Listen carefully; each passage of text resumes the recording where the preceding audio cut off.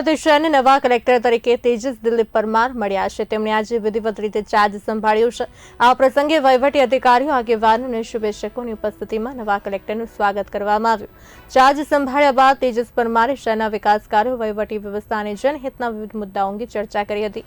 તેમના આગમનથી સુરતના વહીવટી તંત્રને નવી દિશા, વધુ ગતિ અને અસરકારક કામગીરી મળશે તેવી આશા વ્યક્ત કરવામાં આવી રહી છે।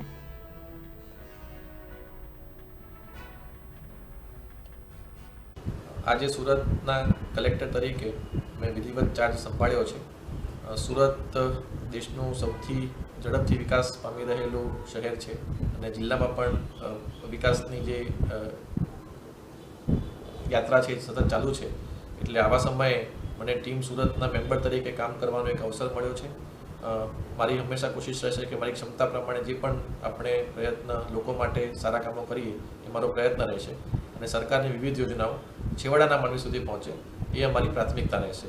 તે ઉપરાંત જે અરજદારો છે એ અરજદારોની પણ નાનામાં નાની બાબત કે જે નિયમ અનુસાર હોય તે કામ ઝડપથી પૂર્ણ થાય તેવું પણ મારો હંમેશા પ્રયત્ન રહેશે અને સરકારશ્રીનું જે પણ માર્ગદર્શન અમને મળશે અને સરકારની જે પણ અલગ અલગ વિભાગો વચ્ચેના સંકલનની કામગીરી છે એ પણ તેથી ચોકસાઈપૂર્વક કરવામાં આવે એવો મારો મતલબ પ્રયત્ન રહેશે।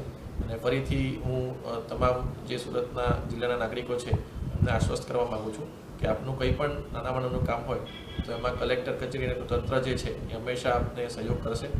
એટલે ફરીથી હું આ સુરતની જે જગ્યા છે ત્યાં મને આજે ચાર્જ સંભાળવાનો મોકો મળ્યો છે એટલે હું ફરીથી તમામ લોકોને ખૂબ ખૂબ શુભેચ્છા પાઠવું છું। જય હિન્દ।